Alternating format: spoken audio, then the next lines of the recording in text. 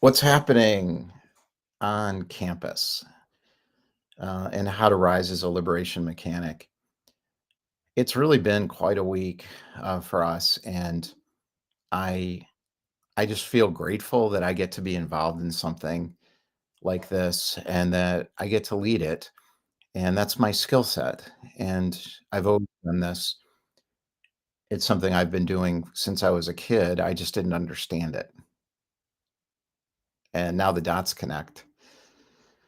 Looking in the rearview mirror, and I look at where we are, and it's all awe-inspiring, and the fact that it's not about me takes all the pressure off, and the idea of finishing, is what we've been talking about quite a bit in the last week, and I've been thinking a lot about the idea of finishing and how to finish, and I'm gonna talk a little bit about what's happening on campus in relation to finishing and how to finish.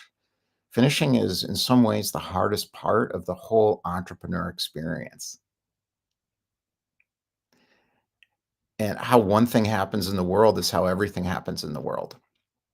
I know that from noticing how I was able to finish a very difficult home construction project years ago, and how this experience I'm having right now, trying to finish the Entrepreneur Experience campus with a team of 12, not paid, but founding members with one paid person who's got 3 kids, who's sick right now, and her kids are home, and she's part-time, full-time, because she's committed.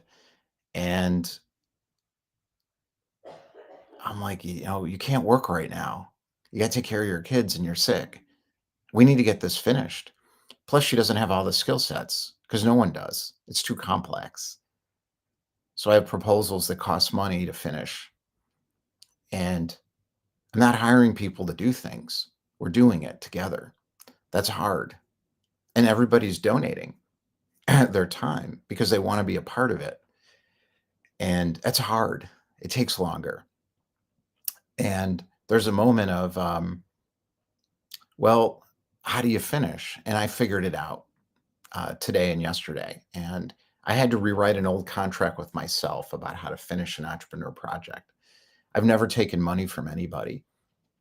I've never taken an angel investment round. I've never taken a series A round. The seed capital has always been my own.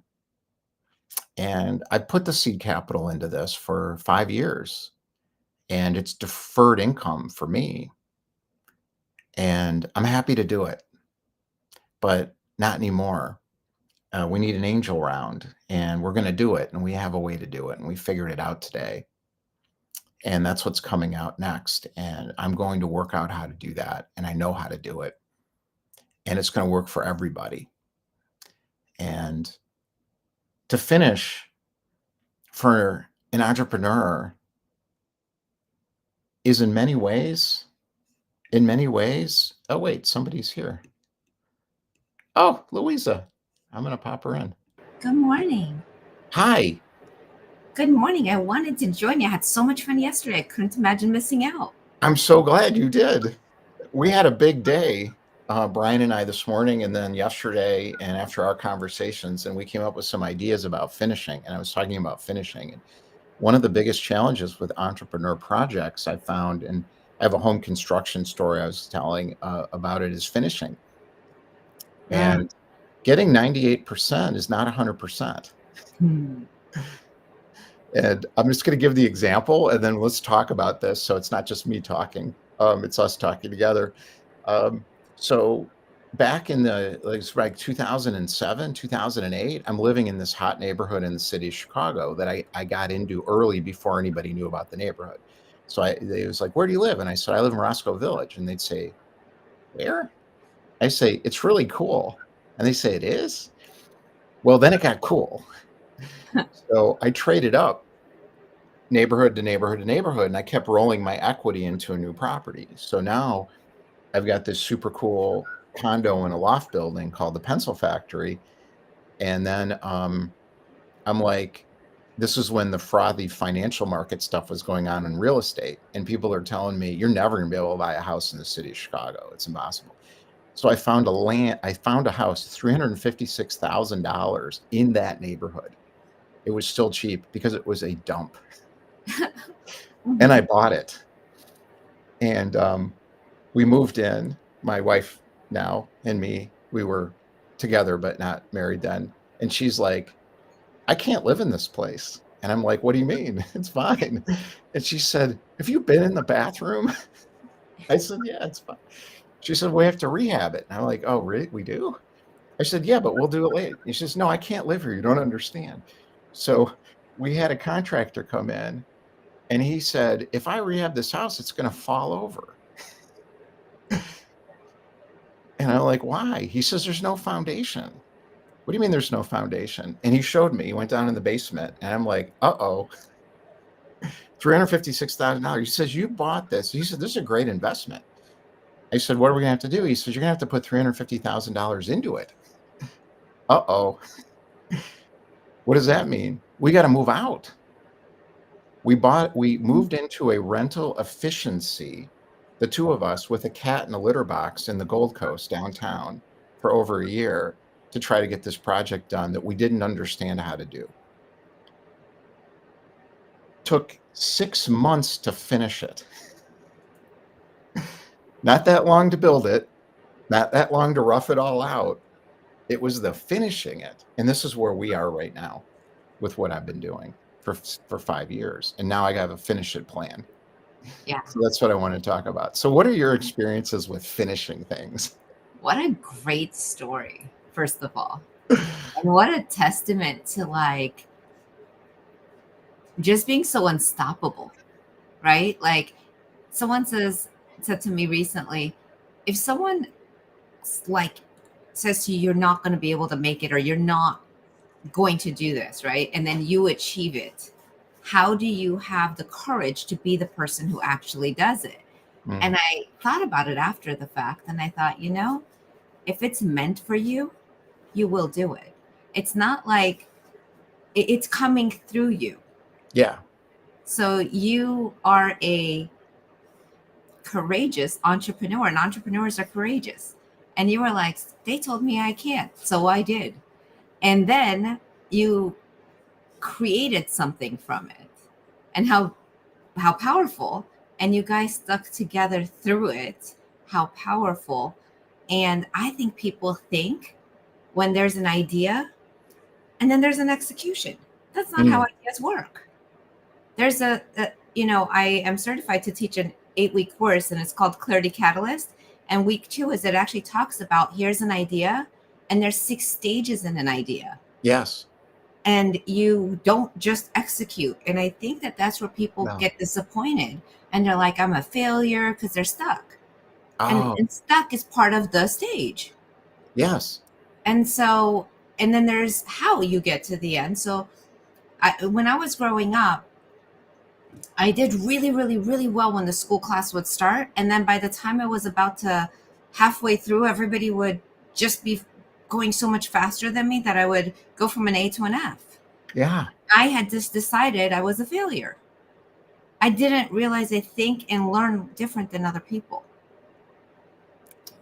And so, what I love about growing up and getting older is you have enough people around you like you who says, here's how I did it, and enough experiences that you're like, oh, I'm not a failure, I just didn't realize there's a different method. Yeah. And you still will accomplish 1,000,000% what you set out to do. It's the how you get there. Everyone's is a little different. And Yeah. the faster we get out of our own way, the quicker we execute. But those are the blind spots. And that's why I was thinking about your program and how magical it is, because the resources that you have are the how you access your blind spots. You have every category filled. Well, let's say we. Oh, yes, we. We. It's not Yes. me. I just drive in the boat in the storm at night. I don't know how to do anything else. Oh, it's so I love That's that you why we need all of you guys. when I hear that, see the like, oops, we missed the we, but I thank you for Yeah, reminding me that I missed it too. So thank you. yeah. You're part of the we. I couldn't Yes, do I this without am. you. I couldn't do this without you. And and what you said is so amazing to me about the idea of failure. It never made any sense to me. Even the notion of failure, I just can't think like that. It doesn't make any sense because it's not real or Yeah. true. So I think of it as the creative process. So I didn't understand it then. I just did it. And it Mhm. always worked, but I didn't understand. But I made it really hard on myself because I didn't understand how it worked. And I didn't have anybody around helping me. I just Right. did it. So now I'm thinking about it in 3 phases. So, the first phase is basically, well, there's a lot of ways to look at it, but let's talk about the creative process. So the first stage is destruction. So the black hole is sucking me in. Now I can fight that and say, no, I want my life to be like this. Or I Right. can say, I don't know where that black hole is sucking me, but I'm going to go. And that's what I always did. And Yeah. then there's the suspension state. So the black hole's got me. It's taken me into this house. I bought this land. What the hell's going to happen? I have no idea. My life is completely upended. I don't know which way is up, but I'm going to keep going. But I'm out of control now. It's out of my control. So that's the suspension state. To get out the black hole into the other side, into the white hole, you can't bring all the baggage with that you went into the black hole with. You got to let it go. Yeah. That's the work Yeah. through letting it go. Yeah. That part can get easier when you understand how it works. And that's one of the things you did with me and Wendy Watson too the day afterwards. Yeah. You helped both of you guys helped me with that part. And that's the thing, what you said, the we, right? We're in this together. And so when we are vulnerable enough, and again, I acknowledge you for being the leader and vulnerable, right? Like there's so many people, and that's the new shift in the world we are in right now. Yeah. It's the leaders used to sit home alone and be like devastated because they were carrying the weight of the world on their shoulders. And Yeah. they're like, this, I'm gonna crack. Right? Like I don't want to do this alone. And it's painful and I'm carrying the weight of the whole team. And what you broke free from is this Yeah. is a we. You're not doing any of this alone. You're right. Like we're Mm-mm. all in it. And you're allowing all your entire team to do what they love. And I'm not paying anybody except Rowan. And that's the hard part. So it's like if I took money to do this, it wouldn't be ours. It would be theirs. Yeah. So I thought about where this is where I figured out yesterday and this morning, Brian and I were talking about this, and it's like, so Rowan, who's been doing this with me for a long time now, has 3 little kids at home. One has special needs, and she's in the Philippines. And our contract from the beginning is I was like, what do you want? She gave me the usual 15 bucks an hour VA. I'm like, no, no, I mean, what do you really want? She gave me I was like, no, what do you want? And she said, I want to be able to take care of my children and make money. And I said, done. Well, okay. The problem is that there's a moment where someone in that position doesn't believe that is possible. So we had that moment over a year and a half ago where 2 kids were in the hospital. She didn't tell me. She just didn't work for a week and pretended. And I'm like, what's going on? Nothing's getting done. And she said, well, I know I'll catch it. And I'm like, but I don't understand. Like, what happened? She said, well, my kids are in the hospital. I'm like, why are we talking? Go. She says, well, but I can't. I said, I'll do your work for you for a week. So when you come back, you'll be okay. Because her mind is, no, I have to do. It just happened again because she's sick. Her kids are at home because of the holidays. And we can't get this website finished because of that. And I'm like, and other things. But I'm like, it's fine. Well, this gets to the money thing. So seed capital I've always get. I know how seed capital works. So I took IRA money, I took deferred income, I took money out of my other business, which should have stayed in that business, treated it like a cash cow because I wanted cash from it. Like I've been doing this for 5 years now. Now we're past the seed capital phase. What's next? Angel investing. So Brian and I were like, we need an angel investor. How much do we need? And I'm like 150K. And my wife's like, "Are you kidding? Why would you ask me?" No, how about $1 million? Well, angel rounds are a million, 500, 200 million. Like, fine. What does the angel want? To be an angel, right? I'm like, oh, got it. And then Brian and I were like, no, screw that. What about the original idea I had way back, change agent board? So 10 change agent board members, founding members, and then 10 auxiliary board members. And each seat is a million divided by the amounts of seats. So you've got $100,000 change agent board, angel investor seat. What do they get back? $100,000 in energy back from us based on what their vision is. Now we got 10 board members there, 10 auxiliary board members, each one of those 45 grand. That's a different kind of person. They get, what do they get back? Whatever energy they need from us. Now we got 20 people up on our website. And Brian's like, well, how would I have an investment banker friend. He's like big time. Like he runs a big investment based managing partner. And he was helping me do a boat delivery, helping me get my boat down to the beach. And we were talking in the car and he's like, what are you doing? And I'm trying to explain it to him. And he says, I don't know what you're talking about, but so I'm like, what do you guys call this? And he said, it's called an educational technology platform. And I said, but I don't own the technology. Wheelo does, Go High Level does, Discord does. He says, it doesn't matter. It's an educational technology platform.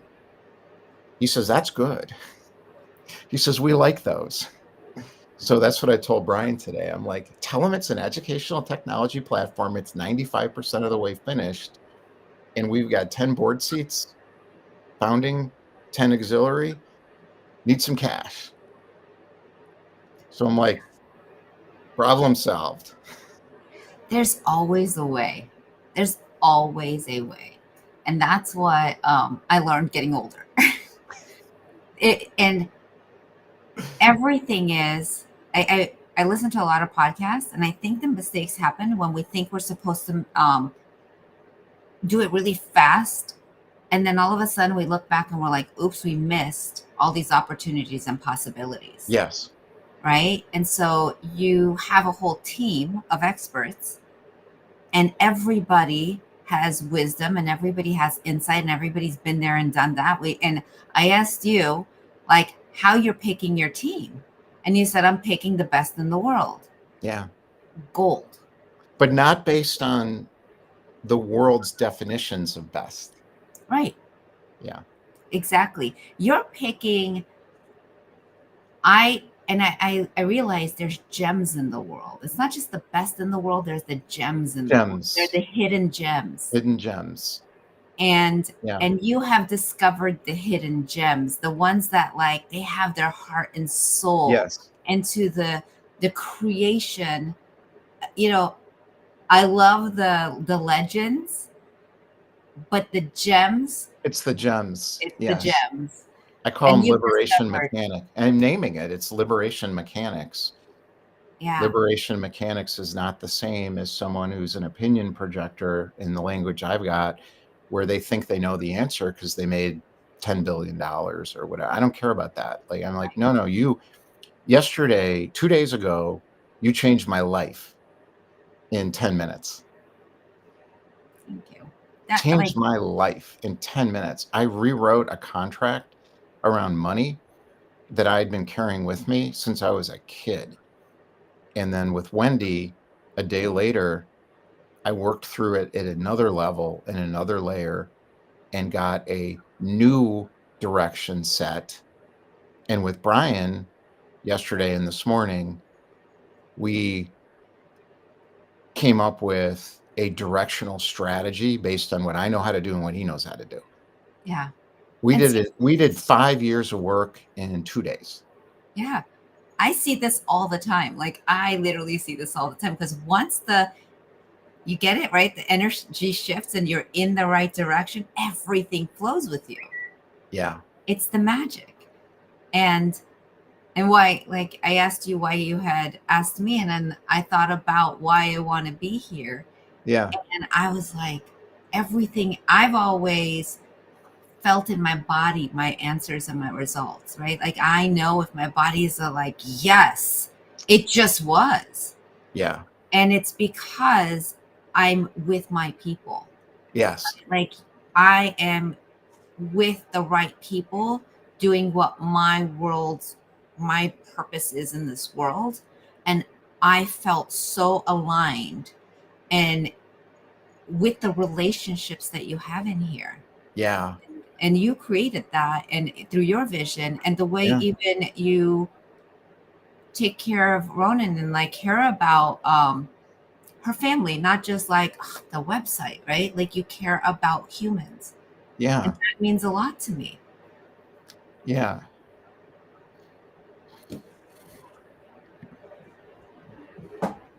And that's the difference in where the world is going, hopefully, or that we're holding space for, what we're creating. It's not about I don't care about your kid in the hospital. Why isn't my website done? Exactly. It's Like, gotta end. yeah, That's gotta relationships. end. Yeah, that's gotta end, I've been trying to figure out how not to do it like that since I was 21 years old, and in this society, it's very difficult, and I think we're in a moment now of transformative leaps forward, and it's because of that, and it's because so many people are done with these old ways of doing things that I think you and I have never even understood. Correct. Frankly, I just don't understand why is this so hard? It's this can't be so difficult just to live. But I'm doing an insurance renewal right now, and I'm looking at the way the insurance company describes me and my wife and what's actually happening. And I'm like, it's like they live in another planet. And I'm like, they're labeling us with these diseases. And I'm like, no, you don't understand. I've been doing energy work for 30 years, and she's an energy healer and a Pilates instructor, and she does energy projection healing.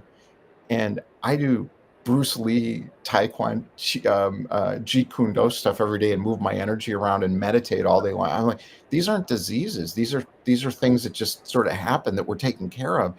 They rated us up to the point now where it was almost a 50% something increase. And I'm like, I can't even find a health insurance broker anymore because they destroyed the entire industry. The entire health insurance industry, brokerage industry, they can't make any money anymore. The whole thing's like such a mess. And I'm like, this is not my problem. I'm not living in that reality. I'm going to figure out how to do it. And I was talking to Mike yesterday, and Mike is it's just I live in a tree, and this whole thing with Mike is great. I loved him. He's a certified financial advisor of the good kind. He's not selling crap products. It's the real deal. Like he's a fiduciarily responsible. You wouldn't think that if you first met him. He Right. is, and he knows his stuff. So he's introducing me to a broker because I'm dealing with this like mess right now, and it's like December 19th. You gotta like talk about being in the right place. I'm having the same issue. So I'm Mm, like, unless you're married and one of you has a job, you don't have access to great health insurance. And no, I'm like, ever since I got divorced, I've been struggling with health insurance, and I'm 100%. There's nothing there's that's nothing even wrong. on my Yeah, thing. So yeah, why am I paying a zillion dollars for health insurance? But thank God for people like you who are like, you know what? Let me think about this and if I need it, other people need it. That's how I think. If I need it, other people need it. How yeah, can I help in such a way? Because if you need it, I need it. Right. And so now you're helping people outside of I'm just going to help myself because that's exactly how I have gotten successful in my life is if I need it, someone else needs it. How can I not just get the answer for me, but help others too? And I loved what Mike said yesterday. He's like selling a bald person a haircut, yes, right? Like the whole yes, world is like about, and I'm generalizing and I'm acknowledging my generalization, but I feel like the disconnect has been committed to enrollment and sales whether the person needs it or not. And I yes. and there's a lot of families who are selling their cars and selling their assets to buy things they don't need.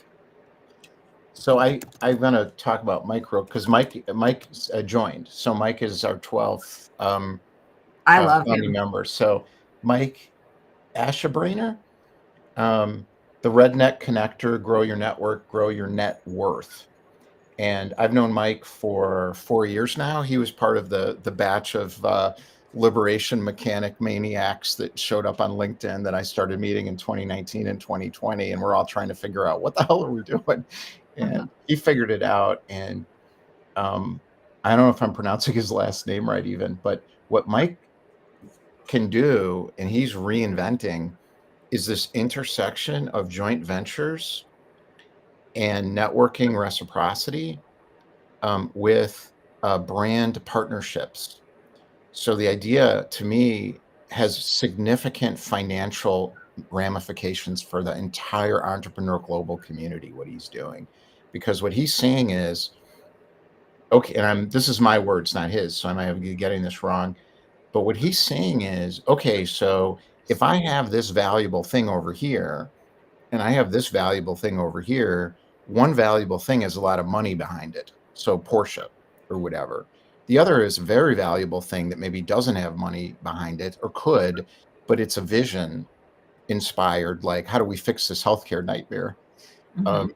Instead of 30 years of pushing uphill for overnight success or taking money from some venture capital firm or private equity bot company that doesn't care at all, but just wants a return on their money, why don't we bring these two together? Right. Mike knows how to do that. I get it. I can't teach other people how to do that. Communication I clarity love it. session, something clarity. And when I that connected with me as we were talking 2 days ago, and I'm like, that's critical because I was in a joint venture community for a year, one of the top ones, Right. great people. And I'm like, I don't want to do any of this because it's my audience, your audience, how big are our audiences? How do we partner to get into each other's audiences? And I'm like, I don't want to do all that stuff. Right. He's bypassed that using the principles. Everybody has what they're really, really amazing at. And even with like what we were talking about, the breakthrough with you and Wendy, right? Once you rewrote it, the reason I got certified to do hypnosis is because then we take that and then we access it straight to the subconscious mind, right? And Yeah. directly put it in. There's rewriting it, and then there's like a fast pass straight to the subconscious. And I love what all of this is like there's once you've done it, then you see the fast pass. What I didn't understand when I did all the Napoleon Hill work, so I spent about 3 years. I'm looking at my calendar to see if we can keep going because oh, we're good. If you have time. Mhm. S- So when I was doing Napoleon Hill, it was about 3 years with the book, and I'm writing, and I'm doing all the you know the book, right? So I'm doing all this stuff, and I'm like, there's something wrong with this. It's not working right. I don't know what it is. I can't figure it out. And there's two things that I didn't get about that book. The Yeah. first was writing down the number and saying my ultimate chief aim is. And the second thing was what you just said, which was the subconscious reprogramming part. And I was doing all the Joe Dispenza work too every day. Every day I was listening to the Joe Dispenza meditations in my morning practice, and I'm doing it, and I'm like, something is off about this whole thing, and I can't figure out what it is. And I finally figured it out, and it's that I was deciding what I wanted, and it wasn't what I really wanted.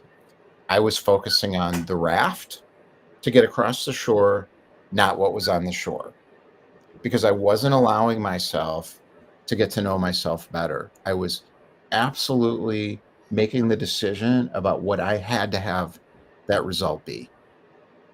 Yeah. I think what has worked for me is I've always had one, people feel very safe with me and they tell me everything. Yeah, I bet. Yeah. So there is no filter between me and humans. I No. hear it all. Yeah. My I wife is like that too, by the way. She's an energy healer, and her whole life, people have been telling her things they shouldn't tell her, I'm okay with everybody telling and me she everything. can handle it. I'm okay with all of that because what I saw is all of these very, very, very, very successful people kept still having a hole in their heart. Something Mm. was still wrong.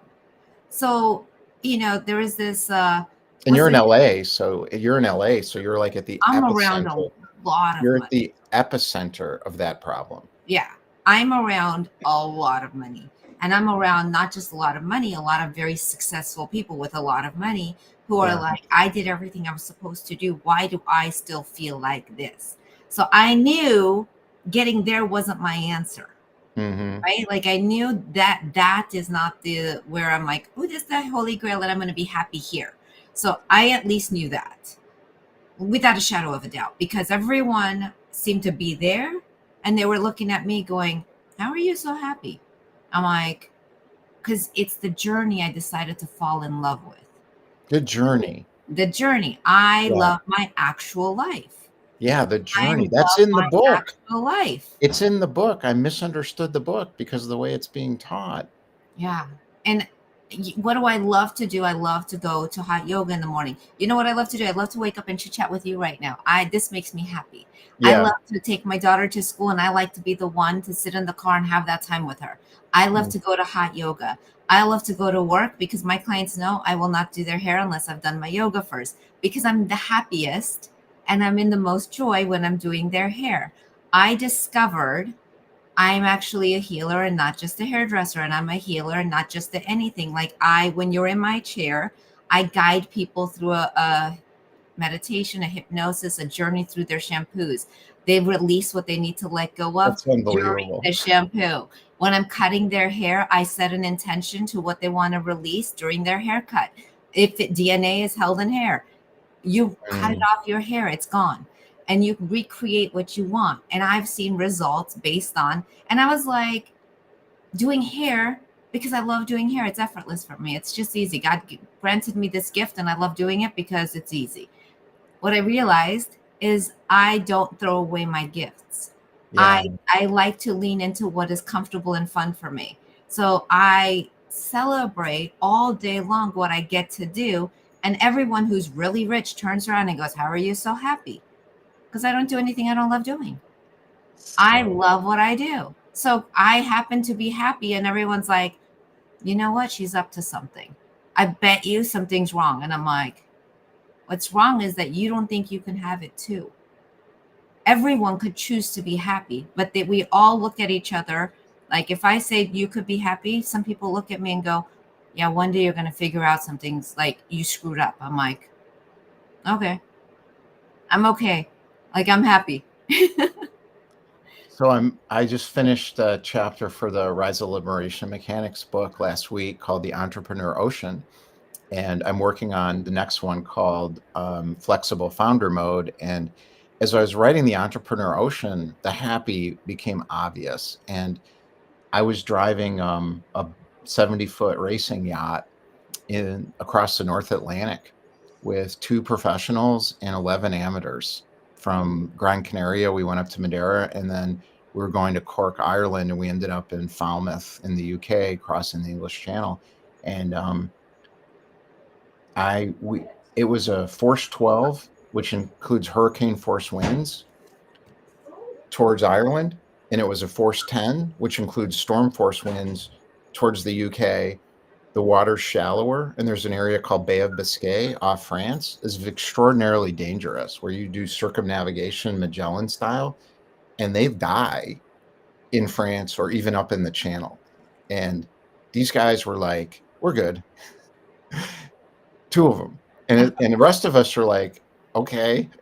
There's a bunch of they're all English. I was the only American, which was a whole nother story. But he's like, "All right, crew assignments," and I'm like, "Drive." I want to drive the boat, and I can drive that boat, but I can't do anything else right on a sailboat. And I've been sailboat racing for years, and I'm so bad at everything else, and I can't drive the boat in a race. My dog's just barking. I can't drive the boat in a race because there's too much stuff going on, and I can't think straight because my brain is so ADHD, learning disability addled. I can't react quick enough to all the stimulus, but I can drive that boat fast. And it became the metaphor for what I know how to do. And what I know how to do is drive into the storm, and I don't care and I'm not afraid and I can't wait to do it. That's Yeah. my happy place. The Yeah. other stuff of figuring out, um, I don't want to get too deep in sailing, but tacking a 70-foot racing boat in a storm or jibing it or any is really a big deal. and there's a lot of complex procedures and processes that have to be followed in coordination. I would screw it up and did every time, but I can drive the boat. Yeah. But if you think about it, why did God bless each of us with our own gifts? He didn't say, I'm going to put it all in one person. Each one of us has our own unique gift. And I celebrate mine, I celebrate yours, and I celebrate the fact that I feel safe with you so then I can co collaborate with you. Hmm. And it's just finding your tribe, and also learning from, you and I have shared how much we both love Jeff Hoffman. And Yeah. that man has changed my life Yeah. because I listen to the way he shares his story. He's like, I don't do all my stuff. I don't do my taxes. I don't paint my car. I don't no, paint my car. I don't wash my car. I have people who love what they do and I pay them to do it. I do what I love.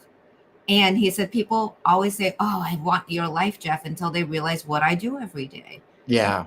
We all, nobody, there's a lot I do in a day. I do say I live on vacation. I do a lot in a day, but I do the things I love doing. And someone else will look at it and go, you're crazy. You never stop. But I truly cherish the gift of what brings me joy. And you knowing what you're great at and me knowing what I'm great at is us celebrating our own individual gifts. And I'm not meant to do what you do. And That's right. that's it. So with Jeff, so I had lunch with Jeff Hoffman when I was selling marketing technology AI years ago, and I was trying to get in the industry. So I read a book called Wisdom of Crowds. I met a woman at a networking event. I was trying to get out of insurance, which was a total detour, but I learned a lot. And I started going to networking events like crazy. I went to everything. And this woman, Donna, was just genius. Like she ran like BP Amico's Innovation Lab or something. And then she bound together with these really smart AI data analysts and partnered with a company in Silicon Valley that had created this marketing technology software. And the partnership was it didn't fit at all. And I had no idea what I was doing. And I'd never sold software. So I'm sitting there trying to get into his Rolodex in a meeting with him and Donna. And he started telling about how he paid everybody 10% more. So you get the right people and the commitments. And he explained market authority and with the horror film industry. And I'm like, I already knew all that stuff. And I felt like I get this too. And I was already doing a lot of those things, but I was the before story. He was the after story. And I was living in my before story. And this is the reason I'm going to say this is I was part of a group for a year, World's Most Successful Men. And he spoke at the group and I was on the call. This was recently, and I didn't renew in that group. And it's because I want the before story people to have a home and I want it global. And this is what I see from Jeff Hoffman, Warren Buffett, these kinds of people. And Bill Gates by his actions. His actions. It's like, no, I want the before story and the after story. So if the before story can't afford it, there's got to be a way for them to afford it and sit at the table as an equal. Yeah. And that's what he does. That's what he brings. I feel so, I don't know how he does it, but he has this way of literally hugging the world. Yeah. He just has this way of looking at saying two words to you and changing your life.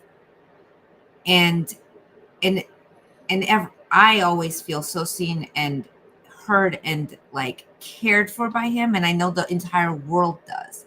And I feel like that's what we're creating here It is is. another generation It is. of leaders who get how much they matter, that you could say I'm proud of you to someone and have them leave being like I can accomplish anything because I just felt seen and I felt appreciated. And that, like, everything that we just talked about today is us being those people. Yes, that's it. And Brian and I were talking about it this morning, and it's actually very simple. There's a very slight delay, and it's the notes between the notes. and you look and you're like, what is the difference between Miles Davis and a trumpet player? That's the difference. It's that very slight delay. And what's the difference between Bruce Lee and Jeet Kune Do and someone who knows the skills and the forms? It's that very, very slight delay. And what we're working on is bringing that slight delay into the facilitation process. And Matt Harms and Brian and I were meeting yesterday about this idea of writing your book one chapter at a time. And Matt's ghostwriting skills are off the charts. And it's like Brian's got his part. I got my part in that 8-week workshop. And we were going through the things that have to be accomplished and how to help people accomplish them. And we got an answer to it. And it's because I told Matt, I said, I feel bad. We don't have all these people here to buy this thing.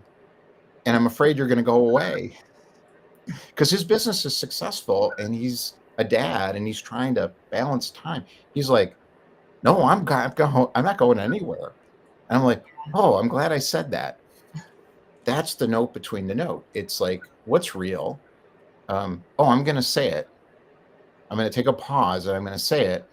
And I'm going to let another pause happen and let someone else say something. And that's really hard to do. And we can do that. We can teach that, facilitate it, and execute on it. Right.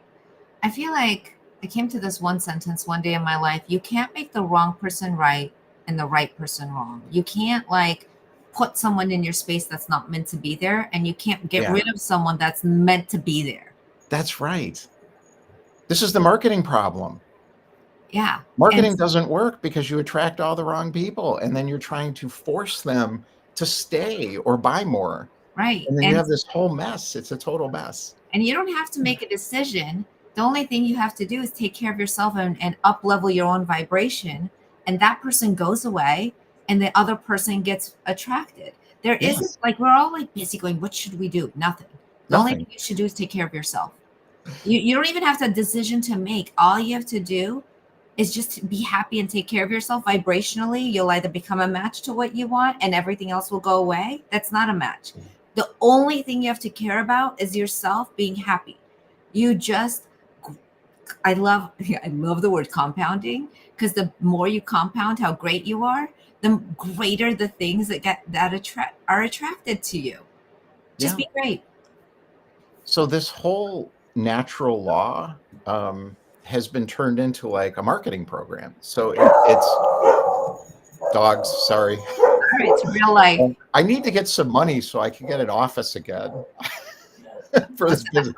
I'm also tired of doing this. I love working at home and I had the whole thing, but I'm finished with it. So anyways, I want to buy a building is what I want. I've been like 8 co-working spaces over the years. The best one was Industrious downtown Evanston. Lost my office there with the pandemic. And I'm like, I'm not going back to another co-working space. And I get money. I'm going to buy a cool building, whatever. So that's a whole nother thing, but that's on my list. So the idea of being able to be myself is the answer to what you're talking about. It is not to use these innate laws to force money into my life or force things into my life or whatever. And I think this is so okay. Bashar. So you know Bashar, the channeling is so cool. Yeah, people are like, "Oh, that's weird." I'm like, just listen harder. So one of the things Bashar said is, you don't have to learn how to manifest anything. Mm-hmm. You're already doing it. You don't have to learn how to do it. You don't have to take a course in how to manifest. You need to figure out what you want. Yeah. And it keeps coming to me is give yourself permission. Just give yourself permission that it's okay to choose happiness. People like think I'm crazy because they're like, it doesn't work like that, Louisa. Okay. Then you just keep doing it until you decide that you get to be happy. Entrepreneurs are your worst possible market because the entrepreneur mind immediately goes to mine, right? I don't want to be happy. I want this vision to happen. Yeah. And the answer I have is, let's think about this differently. So think about a triangle. So you got satisfaction at the base, you got happiness here, and you have freedom at the top. Your line is going in there somewhere. And your ideal line is get out of that triangle and let that triangle balance itself. Yeah. So you're going to get happiness the way you want it. You're going to get, and that's love, connection, family, all that stuff. And you're going to get satisfaction. My vision is happening. I love how I'm doing it. I'm finding my place in it through getting to freedom, Yeah. which is freedom of thought, emotion, and energetic flow. And the triangle comes into balance automatically. Right. And the freedom is the highest of vibrations. Yeah. You know, when you're vibrating at freedom, you're attracting gold. Like you everything is coming your way because everybody feels the most alive in freedom. Yeah. Freedom's the top of the triangle. And the problem for entrepreneurs, that I found in my own experience with it too, is that when I get in that state, there's no room for anybody else in the room with me. I am so sucked into my vision. It's like, and Warren Buffett said this. Warren Buffett said, "People don't understand I'm an artist," and I'm like, I know, I do understand what you said. Right. And what he meant was exactly what I experienced, which is I have so much creative energy flowing through me. All I want to go do is do my thing. My wife is like, "But I'm married. You have a kid. You got shit you're responsible for." So it's like that energetic balance for an entrepreneur and tuning those frequencies every single day is the only way to cut overnight success from 30 years to 3 months. Yeah. I don't know another way to do it. I think it's like we play games with our mind. Everything is a game. And remember the other day when I said throw the person a Twinkie? Okay, throw the person that's, oh, yes, yes, yes, yes. Explain that again. I want to make sure I got that So and everyone else will get it too. so in my you know, we were talking about Joe Dispenza earlier, Yeah. and he went to HMI for hypnotherapy school. And of course, I was like, I'm going to go to where Joe Dispenza went because I want zero excuses to I need to be the greatest of this. And Yeah. my story about growing up is that 4.0 was for everyone else, not me. I've got a 4.0 in school because I finally got do what you love so much, you will be the 4.0 student. So I wanted to go to where Joe Dispenza went, and I'm a 4.0, right? So I got Yeah. what I was like, I got the story around this. Well, what I learned in my class, and this is like an amazing, amazing study of we're either a physical or an emotional. So in every relationship, there is the physical and then there is the emotional. And we are always, most of the time, we're attracted to our opposite. So the physical is the one who speaks the most, who like really shows up with this is how I look, this is, and I'm gonna guess your wife is the physical, you're the emotional, just as I've gotten to hear how you like to show up in life. And the emotional likes to um have their quiet space, their art space. They go do and like they need their quiet in order to reassess a situation, and they fuel differently. Hmm. And so when and everyone initially starts the relationship and they attract each other as physicals. So I'm a physical. And I'm like how I look is very, very important. How I show up and like how I speak is very, very important. But that's just like my ways of being, right? And it doesn't make me wrong. It doesn't make anyone else wrong. It's just our ways of being. Yeah. So if I had known this information when I first got married, because I felt gypped. Like if I had known everybody shows up as a physical and then they become the emotional, I would be like, I wouldn't be like, you lied to me. This is not who you really are. It's Oh, how we really show up initially. And then we lean into, oh my God, I just need to go home and be quiet a little bit. You go do your very vibrantness. that's And exactly so right. yeah, and I so then get if it. you kind of know that that person's going to be that way, you lean in a little bit to give them a little of what they need, and Yeah. they feel nurtured. It's working, and I'm doing that without even realizing it. But there's another duality here too, which is direction and connection. So this is confused, I think, often as a gender thing, and it shows up as a gender thing, but it doesn't have to. I'm direction, she's connection. So Brian and I are direction, and I think you and Wendy are connection. Hmm. And we can balance each other out as a leadership team in this group. And it's so important because this is where the visionary entrepreneur direction people start to crush the entire spirit of the group. Yeah. Because people like me, I'm like, let's go faster. And I'm happy. Like I'm driving the boat. We need a better storm. Let's go hard. Let's make this even harder. And Brian's the same way. So we're like, all right, this is going to be great. Well, the connection people, like my wife, are like, you have a daughter. Like, wake up. Yeah. That's Yeah. why we have a Family Matters First group that Judy's going to run. Judy Kane's going to run it because a lot of entrepreneurs, it's just like, you don't have to have a family. Maybe it's time to leave your family because it's not serving you with your vision and you got to go be in the skunk works like David Hawkins for 5 years by himself, or Joseph Campbell in the cave trying to figure out how mythology works. It's like, it's going to be hard to do that if you're married. Or Right. maybe like me, it's like, no, you're not going to have I've had three, so I'm on number three, right? A real marriage, sort of, and then and then now a real 19 years, like the real thing. So I'm like, no, I don't want to ruin that Right. because I want to go somewhere and get a vision to happen. And trust me, wherever we go, we bring ourselves along. It's not like you're really going to be all of a sudden like, oh, I actually got what I thought I wanted.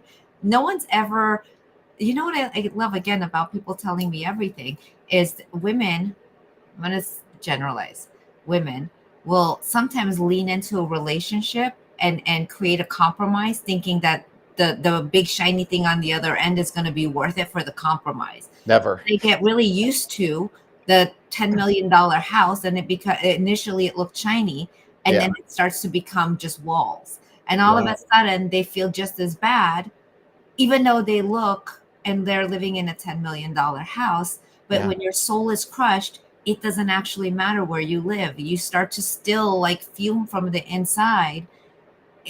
Even if you're like, I might be okay with that because I love the shiny object. There Yes. is no shiny object. You will bring yourself along. So Yeah. what really like when you first met your wife, those shiny little things initially, Oh man, you right? should have seen her. You should have seen her. Like I was, I mean, I was dating a lot, like for a lot of years, and so I knew how to do it. Like I had a whole routine and the places and she was like 40 minutes late and it was this place called, I think, Club Lucky. And I knew, don't make dinner. No dinner. We go to the bar like about 8 o'clock. Hey, let's have a drink, see how it goes. So she comes in late and I'm like, oh my God, this woman is smoking like out of control. And she had this Joseph is she still has it. It was like a size zero. Now she's not a size zero. She can't wear it anymore, but she's keeping it because it's like this Joseph is an amazing color Dreamcoat coat that no one wore. And she bought it at some thrift shop and it was like all these multicolors and it had these and she's got red hair and she's like spun in the room and she's like, I'm here. Didn't I nail it? She's the I physical was and you're the emotional. Yeah, I was walking out. I got up and I was like, I was getting angry, but I'm having a martini, so it was a great bar. It's like this cool Italian Chicago kind of place. It was really popular. Like I went there all the time. And it was on my circuit. Like I had a circuit of all these crazy, weird Chicago places. They have that in LA too, I'm sure, like millions of them. And so she comes in, I'm like, I sat back down and this date went till 19 years, Yeah. right? I'm with the right person. Oh, absolutely you are. Absolutely. And she adds to your life and you add to hers Yeah. because you both bring each other what is what needs to be together. Like you give her what she doesn't have, she gives you what you don't have and it's a perfect puzzle piece. And as an entrepreneur, when I made the decision not to go the safe route, that was very hard for her. For me, it wasn't that hard. So Yeah. I made the decision to say, I'm risking it all. And, I saved for a rainy day. So when I was in my 20s, I started putting money in the stock market. So we have some IRA money. I'm using that now to make this go until we get these investors in. And I've been deferring money from passive income company and letting that so we can sell that company for a few $1 million in a few years. So it works for everyone who works in it. It works for my partner in it, the whole thing. And I can't keep raiding that money from my partner who's building this thing and has a great team and they all love it and they're having a great time, and I don't have to be involved in it. So, I've got to respect that. This was incredibly difficult for her because for an entrepreneur, I'm like, "Oh no, there's going to be it's fine. It's fine." She's like, "You said that 2 years ago. Like, where's right?" And it's like, "No, because it's work. It's like you said. It's like I'm not looking at the measurable outcomes.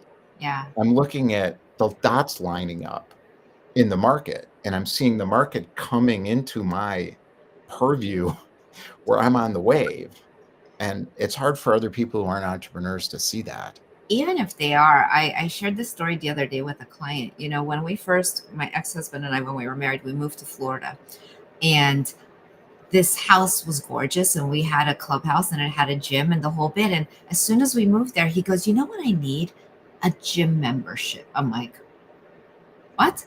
We're paying $600 a month for HOA for this like gorgeous clubhouse with the gym. You want to go get an extra gym membership?" Like, it made zero sense to me, right? It's always interesting how crazy it is when someone else is doing something. So then I now don't even have half of the money we used to have because I'm restarting my entire life. But Yeah. I have $200 a month for core power because I love hot yoga. And then I have $200 a month for Orange Theory because I love running and doing the weights. And I have a Peloton sitting at home, and I have an LA Fitness membership. How crazy when it's someone else. I'm like, "Ah, do you know what we're paying for?" Right? Like, but then when it's Yeah. me, I could justify whatever on earth. And it's I remember doing this deep healing work one day, and when someone else is causing your financial insecurity, it's scary. And I Yeah. said to the guy, I was like, "I just feel like I keep picking people, looking for security through them." And he looked at me and he said, "Louisa." I said, "Yes." And he goes, "No one can offer you security. There is no such thing." No, it doesn't exist. It's not real. The second I got that, Yeah. freedom showed up. Well, she's there, and I think let me explain that we only have 2 more minutes, but because I gotta go something to do, but, um, it's actually very simple.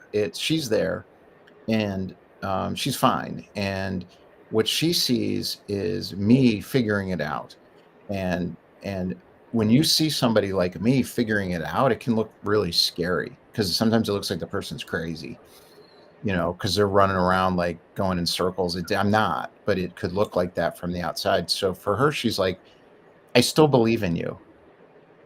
She's Yeah, like, I still believe in you, but I would like to see I get that.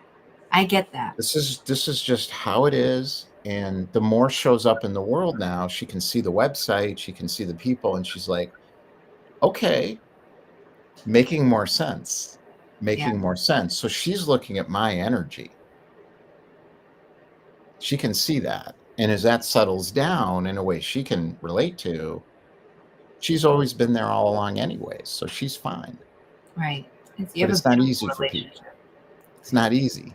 It's not. Um, so we're doing Family Matters First. That's an important room, and Judy Kane is really well suited to run that. Oh, I came up with an idea for um, guest hosts.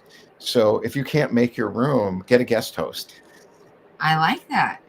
right? Because if people are paying to come in for 3 months or 12 months, or even the guest pass for 7 days, if there's nobody there because you're off, I don't want to have to be taking it on and off the calendar. I was trying to figure that out because I don't want everybody to like feel like they That's a can't. great idea. Right, guest hosts, like that's what they did it's Hollywood stuff, right?